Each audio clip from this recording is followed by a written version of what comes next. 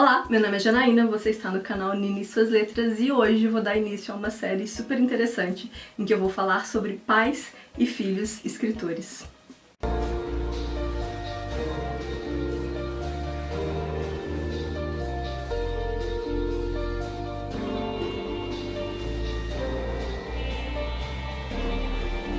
Pois é, fiquei aqui pensando sobre essa coisa das profissões, das paixões serem passadas de pais para filhos e depois netos.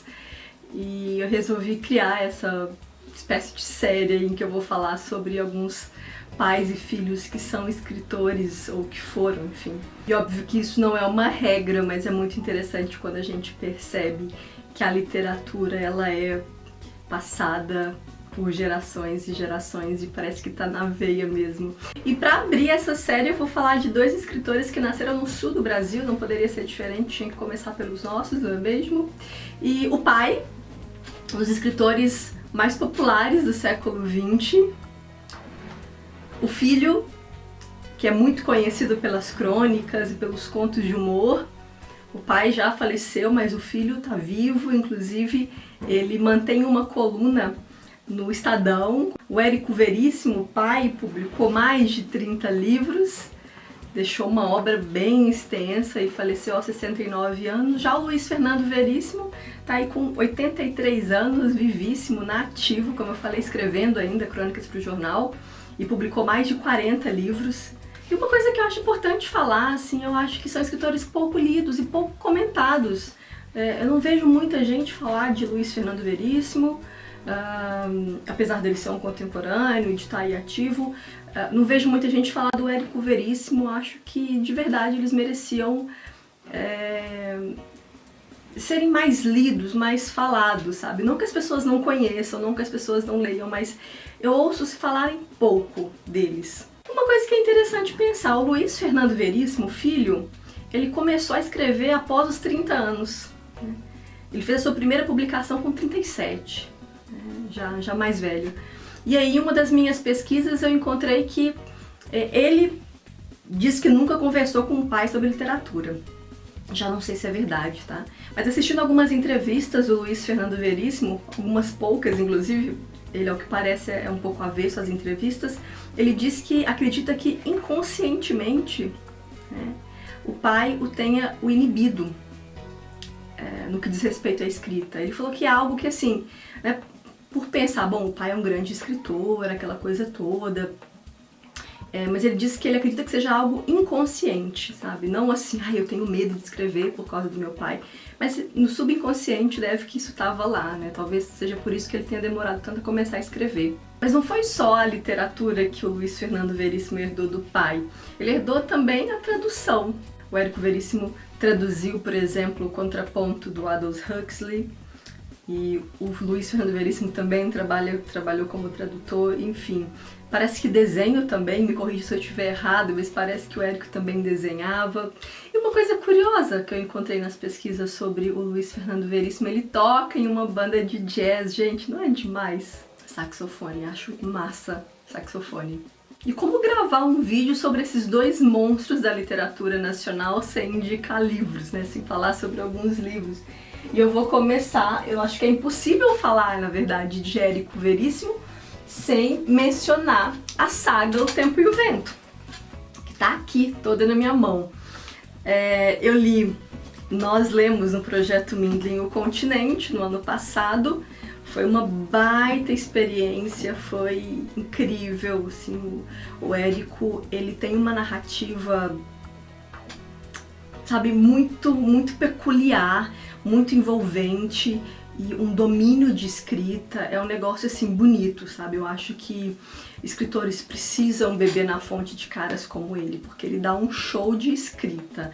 Sabe aquela narrativa que é envolvente, que ao mesmo tempo tem aquela pegadinha de humor, e ele insere várias críticas, e ele propõe contar a história do Rio Grande do Sul, contar a história do Brasil através da formação de duas famílias, as famílias Terra Cambará e Cambará. Então isso aqui é maravilhoso, gente. Sério, eu acho que todo brasileiro tinha que ler a saga O Tempo e o Vento. Então aqui a gente lê os 2 volumes do Continente. E agora eu tô lendo o Retrato, que a gente vai terminar em fevereiro.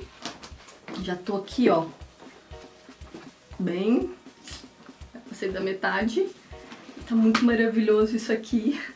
O Rodrigo Bisneto é insuportável, assim, dá muita raiva, né?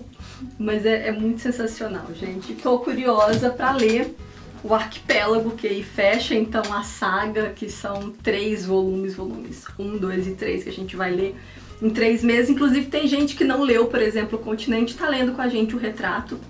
É óbvio que quando você lê em sequência, você vai, como eu vou dizer, entendendo um pouco melhor, porque, por exemplo, tem personagens que apareceram agora no Retrato que a gente já conheceu, que a gente já viu lá no Continente. Então, assim, é muito legal pra gente linkar e ir construindo e entendendo essas camadas sociais e tudo mais. Só que, assim, quem não leu o Continente consegue entender e acompanhar o Retrato. Tem gente que, inclusive, não leu, tá acompanhando, tá gostando muito.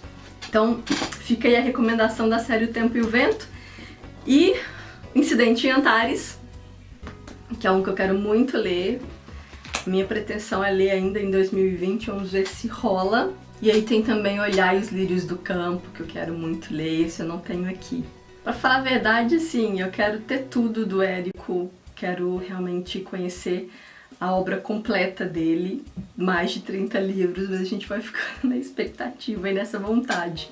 Do Luiz Fernando Veríssimo, eu só tenho aqui Os Espiões, que é um romance que foi publicado em 2009, e, salvo engano, foi o último romance que o Luiz Fernando Veríssimo publicou. Ainda não li, mas ele tem uma sinopse aqui que me chama muita atenção, que diz assim: ainda se curando da ressaca do fim de semana, na manhã de uma terça-feira, o funcionário de uma pequena editora recebe um envelope branco, endereçado com letras de mãos trêmulas.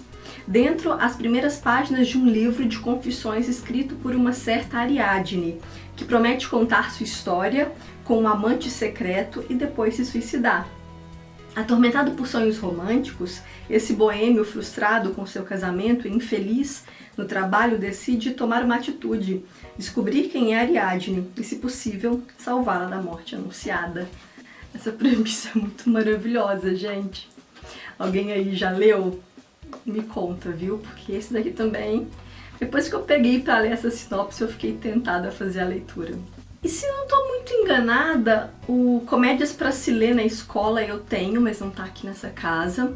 Outro também que é muito conhecido é As Mentiras que os Homens Contam.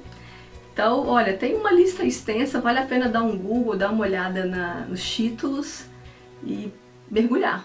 E aí, você gostou desse primeiro episódio da série Pais e Filhos Escritores? Me deixa saber aqui nos comentários. Inclusive me indica aí algum livro do Érico ou do Luiz Fernando Veríssimo, vou adorar. E aproveita para deixar aqui também nos comentários alguma sugestão. Quais são os pais e os filhos que você gostaria de ver no segundo episódio dessa série? O Simba tá adorando participar do vídeo também. Ah, todos os livros que eu mostrei ou que eu falei, eu vou deixar o link aqui de compra da Amazon. De repente você vai lá, dá uma olhada, se interessou, compra. E lembra que quando você usa o nosso link para fazer alguma compra, você ajuda a Unine Suas Letras com uma pequena comissão. E não paga nada a mais por isso. E deixa uma produtora de conteúdo feliz, ok? Aqui embaixo também vou deixar o link do Literanews, o nosso grupo de conteúdos literários. Vou deixar o link do WhatsApp e do Telegram. Vou deixar também dados de caixa postal, se você quiser enviar alguma cartinha, a Dona Nina vai receber com muito carinho. O que mais que eu vou deixar aqui embaixo? Ah, link de wishlist, quer saber quais que são os meus livros desejados? Também tá aqui embaixo. E eu também estou super ativa lá no Instagram, @NineSuasLetras. Quero aproveitar e agradecer aos padrinhos aqui do canal, meus padrinhos amados e queridos, muito obrigada por apoiarem o projeto Nine Suas Letras. E você que está aí me assistindo, pode também apoiar o conteúdo que eu venho produzindo aqui na internet com qualquer valor. É isso mesmo, com qualquer valor mensal. Essa é uma campanha de financiamento coletivo, então se você acha que vale a pena apoiar o meu trabalho, vou deixar o link aqui embaixo. E a gente se vê no próximo vídeo. Um beijo e até lá. Tchau!